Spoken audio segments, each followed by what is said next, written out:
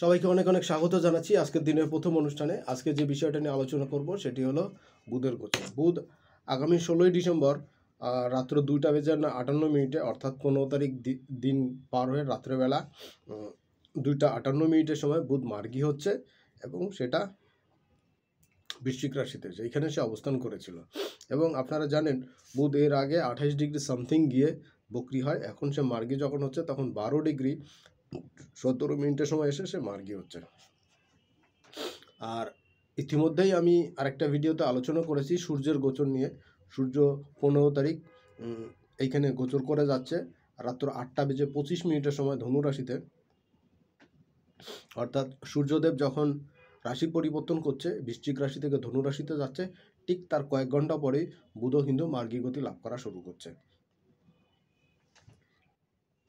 তো দুইটা মহাজাগতিক বড় ঘটনা ঘটতে যাচ্ছে আমাদের সৌরজগতের মধ্যে, এবং আজকের আলোচনার বিষয় হলো সেই প্রথম বিষয়টা নিয়ে, অর্থাৎ বুধের মার্গী গতি লাভ করা নিয়ে। আর দ্বিতীয় বিষয়টা আমি ইতিমধ্যে আলোচনা করেছি সূর্যের রাশি পরিবর্তন নিয়ে। যারা ইতিমধ্যেই হয়তো পাবলিশড হয়ে থাকতে পারে পরপর, কোনটা আগে পিছিয়ে হয়তো হয়ে যেতে পারে, তো যেটাই হোক না কেন আপনারা দেখবেন এবং খুব গুরুত্বপূর্ণ হবে অনুষ্ঠানটি, সবার জন্য খুব কাজের হবে। দেখুন, বুধ যখন মার্গী হচ্ছে তখনকার সিনারিওটা এরকম যে বুধ বৃশ্চিক রাশিতে মার্গী গতি লাভ করছে, সূর্যদেব থাকছে তখন হলো ধনু রাশিতে, এবং শুক্র তার আগেই প্লুটোকে সঙ্গে নিয়ে অবস্থান করে থাকছে মকরে, শনি মার্গী অবস্থায় থাকছে কুম্ভ রাশিতে মূল ত্রিকোণে, রাহু এবং নেপচুন বক্রী নেপচুন তারা মীন রাশিতে, মেষ রাশি ফাঁকা, এবং বৃষ রাশির ঘরে বক্রী অবস্থায় বৃহস্পতি, ইউরেনাসও সেখানে বক্রী থাকছে, এবং চন্দ্র থাকছে মিথুনে, মঙ্গল বক্রী অবস্থায় কর্কটেন এবং নিচস্থ অবস্থায়। এটা খুব একটা খতরনাক জায়গা। মঙ্গল এরপরে মার্গী হবে, আমি বক্রী অবস্থায় কর্কট থেকে মিথুনে চলে যাবে, সে আলোচনা করব। এবং সবশেষ কেতু সে কন্যা রাশিতে অবস্থান করছে। এই হলো গ্রহদের অবস্থান। তো আলোচনাটা শুরু করার আগে ছোট্ট একটা রিকোয়েস্ট করতে চাই, যারা আজকের দিনে প্রথম দেখছেন বা এখনও চ্যানেলটা সাবস্ক্রাইব করেনি অবশ্যই করবেন, আর সঙ্গে সঙ্গে বেল বাটনটি অন করে রাখবেন, কারণ আমি যখনই কোনো জ্যোতিষ বা জ্যোতিষ সম্পর্কিত ভিডিও আপলোড করব তার নোটিফিকেশন সবার আগে আপনার কাছে পৌঁছে যাবে, আর এর মাধ্যমে আপনার সঙ্গে আমার সম্পর্কটা কিন্তু চিরস্থায়ী হবে। তো চলুন কথা না বাড়িয়ে মূল অনুষ্ঠানে প্রবেশ করা যাক। দেখুন, প্রথম অংশে আমি সার্বিক পরিস্থিতি নিয়ে আলোচনা করব সংক্ষেপে, এবং দ্বিতীয় পর্বে লগ্ন রাশি ভিত্তিক আলোচনা, যেটা আপনারা সবাই অধীর আগ্রহ নিয়ে অপেক্ষা করেন, সেই রাশিফল নিয়ে আলোচনা কিন্তু এখানে করতে যাচ্ছি। তো দেখুন, সূর্যদেবের এই রাশি পরিবর্তনের পরপরই কিন্তু বুধ পরিবর্তন হয়ে যাচ্ছে, এবং কম বেশি 6 ঘন্টার কাছাকাছি সময়, 6 ঘন্টা 6.5 ঘন্টার কাছাকাছি সময় রাশি পরিবর্তন হয়ে যাচ্ছে। তো তো বুধের এই পরিবর্তনে মার্গী গতি লাভ করাতে দেখুন কয়েকটা বিষয় ঘটতে চলেছে। সেটা হলো কালপুরুষের অষ্টম ঘরে কিন্তু বুধ মার্গী হচ্ছে, অর্থাৎ এইখানে আপনার যে এতদিনকে শারীরিকভাবে কিছু ব্যাধিপীড়া জায়গা, অসুস্থতার জায়গা এইগুলো চলছিল, সেটা ফাইন্ড আউট করতে পারছিলেন না, সেইগুলো কিন্তু এখন ফাইন্ড আউট হবে এবং ট্রিটমেন্টের আওতায় আসবে। বুধ মার্গী হওয়ার দেখবেন 2-1 দিনের মধ্যেই কিন্তু, বা মার্গী হওয়ার সময় থেকেই দেখবেন যে সূর্য ধনু রাশিতেও থাকবে তখন অলরেডি, এবং তারপর থেকে দেখবেন কিন্তু ঠান্ডার প্রকোপও বাড়া শুরু হয়ে যাবে, এবং বুধের এই গতির পর থেকেই কিন্তু ঠান্ডাটা বৃদ্ধি পেতে থাকবে। এই সময়টা কিন্তু ঠান্ডার সময় আমাদের দেশে এমনিতেই, আর তারপরেও কিন্তু কয়েক বছর সবসময় কিন্তু একই টাইমে হয় না, 10-15 দিন কিন্তু পিছ হয়, কিন্তু এই বছর কিন্তু একটু আগে আগে ঠান্ডা আসবে, ঠান্ডা বাতাসও বেশি থাকবে, এবং তুলনামূলক ঠান্ডার টেম্পারেচারও কিন্তু বেশ লো থাকবে, ঠান্ডাটা কিন্তু জাঁকিয়ে বসবে এবং বেশি সময় কিন্তু থাকবে। এবং এই সময় শুক্রদেবেরও একটা গোচর হচ্ছে মকর রাশিতে। দেখবেন এইখান দিয়ে শুক্রদেব যখন বের হয়ে যাবে, অর্থাৎ মাসের শেষের দিক থেকে, ডিসেম্বরের লাস্টে জানুয়ারির শুরুর দিকে, এই সময় কিন্তু ঘন কুয়াশার একটা স্যাঁতস্যাঁতে অবস্থা, কিছু কিছু জায়গাতে বৃষ্টিপাতেরও সম্ভাবনা কিন্তু এই সময় দেখা দিচ্ছে, অমূলক কিন্তু থাকছে না। সবচেয়ে বড় যে জিনিস হচ্ছে যে ইউরিনের ইনফেকশন জনিত সমস্যা কিন্তু খুব বেশি আকারে দেখা যাবে এই সময়টাতে, এবং স্কিন ডিজিজ, সেক্স অর্গানের বিভিন্ন রকম অসুস্থতা, বিশেষ করে ফিমেলদের কিন্তু ফিমেল অর্গানের অসুস্থতায় কিন্তু এই সময় একটু বেশি মাত্রায় ভুগতে দেখা যাবে। এই রোগীদের সংখ্যা কিন্তু এই সময় বৃদ্ধি পেতে পারে। এই জায়গাটা একটা নেগেটিভ জায়গা, নেগেটিভ সিচুয়েশন কিন্তু আমি দেখতে পাচ্ছি। আর একটা জায়গা হচ্ছে যে বুধের এই বক্রগতি ত্যাগ করার পরে মার্গী গতি লাভ করাতে বিজনেসের ক্ষেত্রে, পেশাজীবী মানুষের ক্ষেত্রে কিছুটা যোগাযোগ, কমিউনিকেশন এগুলো কিন্তু বৃদ্ধি পাবে। যারা বিজনেস বাদেও, পেশাজীবী মানুষ বাদেও চাকরির সঙ্গে যুক্ত, তাদের ক্ষেত্রেও বেশ খানিকটা পরিবর্তন কিন্তু এই বুধের মার্গী গতি লাভ করাতে কিন্তু আসবে। আর সবচেয়ে বড় কথা হলো, দেখবেন এই সময়টাতে প্রকৃতিতে যথেষ্ট ফুল ফলের আনাগোনা কিন্তু অনেক বেশি হবে এই বছর অন্যান্য সময় থেকে, এবং প্রোডাকশনও কিন্তু ভালো থাকবে। কৃষির উৎপাদন কিন্তু বেশি থাকবে। যদি ঝড় বৃষ্টিতে খুব বেশি নষ্ট খারাপ না হয়, তাহলে কিন্তু বাম্পার উৎপাদন হবে এই সময়টাতে, কিন্তু আপনারা এর রেজাল্টটা কিন্তু দেখতে পাবেন এই বছরেই। আর বুধ যখন গোচর করছে, মার্গী গতি লাভ করার পরে বুধ গোচর করছে জানুয়ারির 6 তারিখে, এবং সে কিন্তু পরের রাশি ধনুতে যাবে। তো মোটামুটিভাবে বুধের এই গোচরটা কিন্তু মার্গী গোচর, মোটামুটিভাবে দেখা যাচ্ছে যে 24-25 দিনের একটা গোচর হচ্ছে, 25 দিনের একটা গোচর হচ্ছে। তো একেবারে শর্ট সময় না, মোটামুটি বুধের জন্য কিন্তু লম্বা সময়ের গোচর। নর্মালি বুধ 18 দিনে রাশি ক্রস করে, তো সেইখানে তো 18 দিন তো 18 দিন, এইখানে সে কিন্তু মোটামুটি 20 ডিগ্রিরও কম সময় পার করবে, অর্থাৎ সে কিন্তু 12 ডিগ্রি 17 মিনিটে গিয়ে ডিরেক্ট হচ্ছে, অর্থাৎ 20 ডিগ্রি 18 ডিগ্রির কিছু কম সময়, 17 ডিগ্রি 40 মিনিটের 43 মিনিটের মতন সময় বাকি থাকতে সে মার্গী হচ্ছে। তো এই সময়টা পার করতে তার 23-25 দিন সময় লাগতেছে। এটা কিন্তু মোটের উপর একটা লম্বা সময় বুধের জন্য। তো বুধ প্রথম দিকে বেশ খানিকটা স্লো থাকবে, প্রথম 2 সপ্তাহ, পরে আস্তে আস্তে তার গতি বৃদ্ধি পাবে, এবং সেই সময় রেজাল্টটাও কিন্তু ভালো আসবে। কমিউনিকেশনের জায়গাতে, রেজাল্টের জায়গাতে, সাকসেসের জায়গাতে কিন্তু অনেক ভালো ফল দেবে। মোটামুটি মাসের শেষ থেকে, অর্থাৎ 25 তারিখের পর থেকে কিন্তু বুধের ভেলোসিটি বৃদ্ধি পাবে, এবং তার ফল, গতিশীলতা কিন্তু আসবে। জীবনে, বিজনেসের ক্ষেত্রে, খাদ্যশস্য উৎপাদনের ক্ষেত্রে একটা পজিটিভ রেজাল্ট কিন্তু আপনারা পাবেন। বিভিন্ন দেশে জঙ্গি তৎপরতা বা বিভিন্ন মৌলবাদের তৎপরতা বৃদ্ধি পাচ্ছিল, সেইগুলোরও কিন্তু মিসকমিউনিকেশন হওয়া, ভুল তথ্য প্রদান করা, ভুলভাবে তথ্য উপস্থাপন করা, সেই সংক্রান্ত জায়গাগুলো কিন্তু এই সময় উপস্থাপন হবে, এবং চোরটা কিন্তু এই সময় ধরা পড়বে। তো চলুন, কথা না বাড়িয়ে দ্বিতীয় অনুষ্ঠানে চলে যাই, সরাসরি রাশিফল বিষয়ক অনুষ্ঠানে। দ্বিতীয় অংশে আরও একবার আপনাদের স্বাগত জানাচ্ছি। এই অংশে প্রথমেই মেষ রাশি লগ্ন থেকে শুরু করছি। মেষ রাশি লগ্নের জন্য অষ্টমে কিন্তু বুধের মার্গী গতি লাভ করছে, ষষ্ঠপতি, তৃতীয়পতি। মেষের ক্ষেত্রে কিন্তু কমিউনিকেশনের জায়গাটা বেটার হবে এই সময়। ফাটকা ইনকামের জায়গাতে কিন্তু বেশ কিছু সাকসেস পেতে পারেন, তেমনি ফাটকা লস কিন্তু হতে পারে। লতি লোভ করলে কিন্তু আপনি পানিশমেন্টের মধ্যে পড়তে পারেন। মেষের জন্য কিন্তু সময়টা কিছুটা বেটার হলো, কিন্তু পরিপূর্ণ বেটার হচ্ছে না, আর কিছুটা সাবধান সতর্ক থাকা দরকার। আদারওয়াইজ কিন্তু আপনি সমস্যার মধ্যে পড়তে পারেন। এই সময় ঋণ করা বা কাউকে ধার দেওয়া উচিত হবে না, হলেও কিন্তু সেটা আদায় হওয়া বা না হওয়ার একটা জায়গা কিন্তু আপনার জন্য থাকছে। দ্বিতীয়ত হলো বৃষ রাশি লগ্নের জন্য আলোচনা করব। মেষের জন্য আরেকটা জিনিস বলে দিতে পারি, মেষের জন্য কিন্তু এই সময় স্কিন ডিজিজ কিন্তু ধরা পড়তে পারে, কিডনি, লিভারের, বিশেষ করে ইউরিনের ইনফেকশন, লিভারের, ফ্যাটি লিভার, এই জাতীয় সমস্যাগুলো কিন্তু এই সময় কিন্তু ধরা দিতে পারে। মেষ রাশির জন্য একটু সাবধান সতর্ক থাকা দরকার। বৃষ রাশির কথাবার্তা একটু সাবধান সতর্ক হওয়া দরকার, নচেত কিন্তু বিজনেসের ক্ষেত্রে, পেশাজীবী মানুষের ক্ষেত্রে বিভিন্ন রকম সমস্যা, জটিলতার মধ্যে কিন্তু বৃষ রাশির জাতক জাতিকেরা পড়ে যেতে পারেন। সময়টা যথেষ্ট স্ট্রং থাকছে আপনার জন্য, কাজে লাগাতে পারলে কিন্তু সব দিক থেকে বেনিফিট আপনারা পাবেন। আয় উন্নতির জায়গা যথেষ্ট ভালো থাকবে, বিজনেস সব পেশায় উন্নতির জায়গা থাকবে, কমিউনিকেশন, সন্তানের কোনো সাকসেস বৃষের জন্য কিন্তু আমি পুরোদমে দেখতে পাচ্ছি।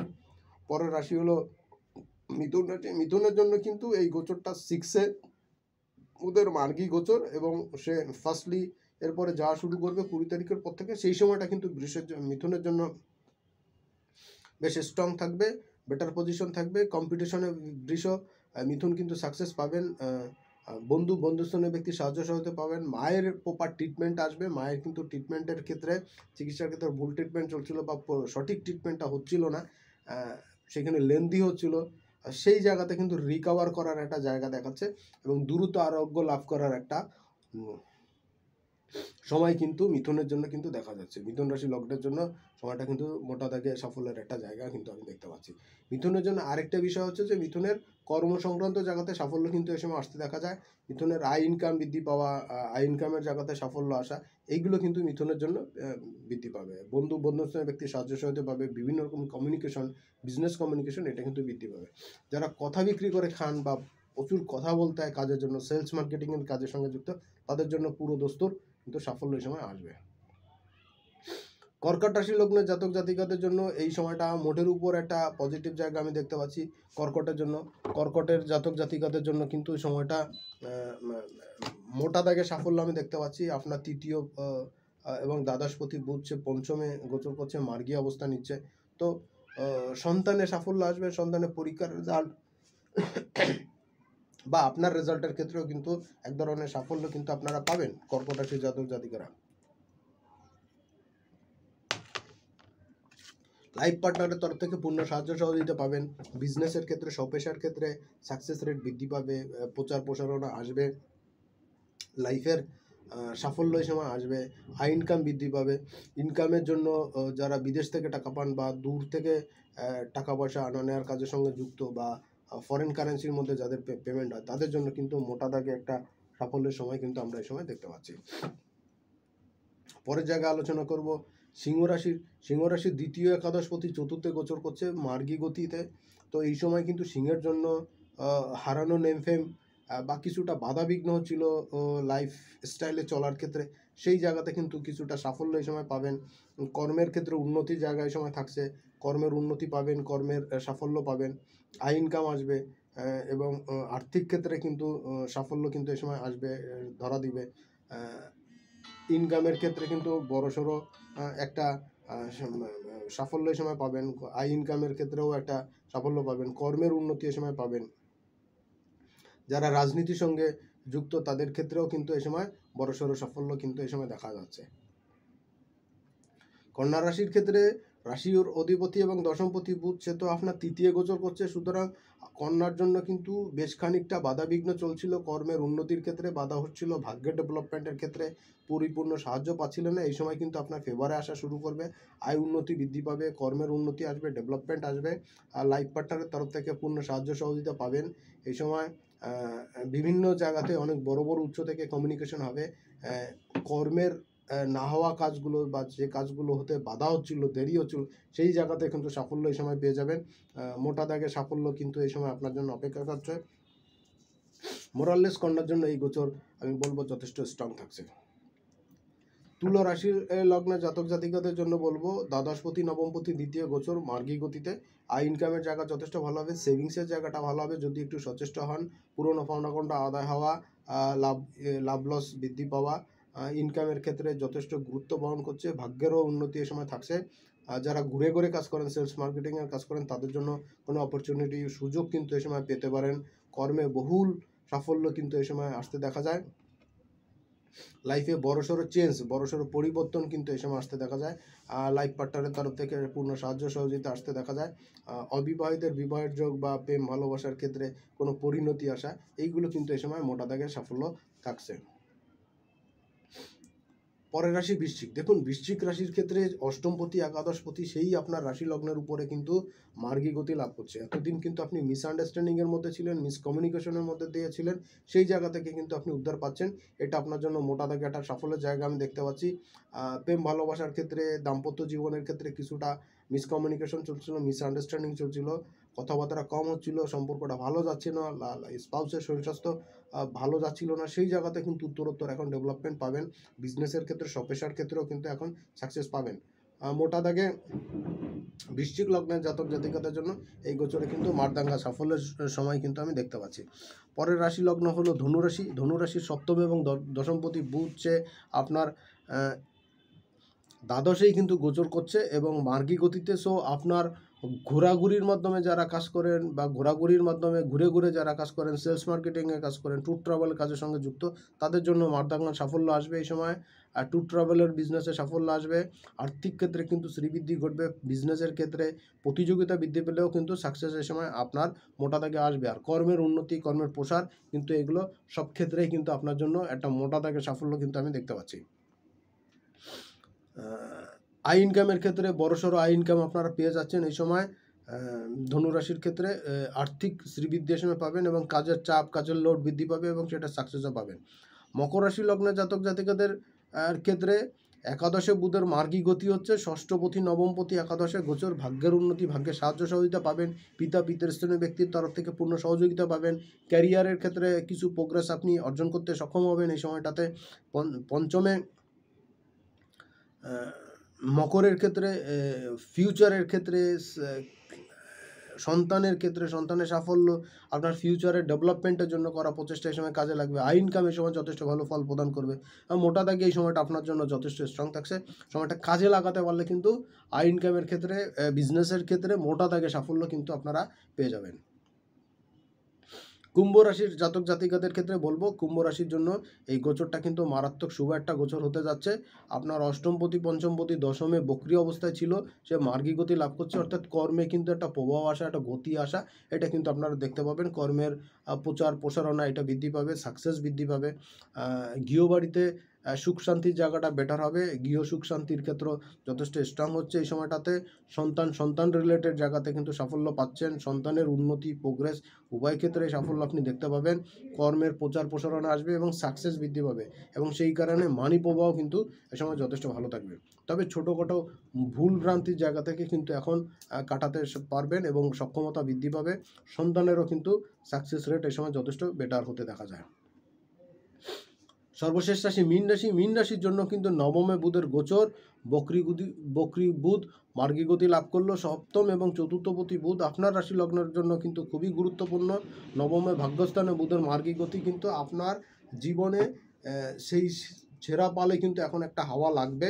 শেষ সময় কিন্তু বুধের এই বক্রগতি ত্যাগ করা, আপনার ভাগ্য উন্নতি তো হবেই, সেই সঙ্গে কিন্তু প্রেম বিবাহ সংক্রান্ত বিষয় কোনো কমিউনিকেশন যোগাযোগ হবে, এবং সেটার কোনো পরিণতি কিন্তু ফিউচারে আপনারা দেখতে পাবেন। বিজনেসের ক্ষেত্রে স্বপেশার ক্ষেত্রে কিন্তু বড়সড় সাফল্য এই সময় আসতে দেখা যায়। এটাও কিন্তু আপনাদের জন্য একটা গুরুত্বপূর্ণ জায়গা, আপনারা সাফল্যের জায়গা আপনারা পাচ্ছেন। আর বন্ধুস্থানীয় ব্যক্তিদের তরফ থেকে কিন্তু সাহায্য সহযোগিতা পাবেন, তাদের হেল্প কিন্তু আপনার বিজনেসে কাজে লাগবে। দূর থেকে বড় কোনো যোগাযোগ, বড় কোনো কমিউনিকেশন এই সময় কিন্তু আপনার সঙ্গে এই সময় হতে পারে। মোটামুটি এই ছিল এই ডিসেম্বর মাসে বছরের শেষ সময় বুধের মার্গী গতির গোচর, এই নিয়ে সংক্ষিপ্ত আলোচনা। এর বাইরে যদি কোনো প্রশ্ন থাকে অবশ্যই জানাবেন, আশা করি পরের অনুষ্ঠানগুলোতে সেই নিয়ে আলোচনা করতে সক্ষম হব। সবাই অনেক অনেক ভালো থাকবেন, সুস্থ থাকবেন। সামনের অনুষ্ঠানে আবার দেখা হবে, সেই পর্যন্ত আজকের মতন এখানে বিদায় নিচ্ছি।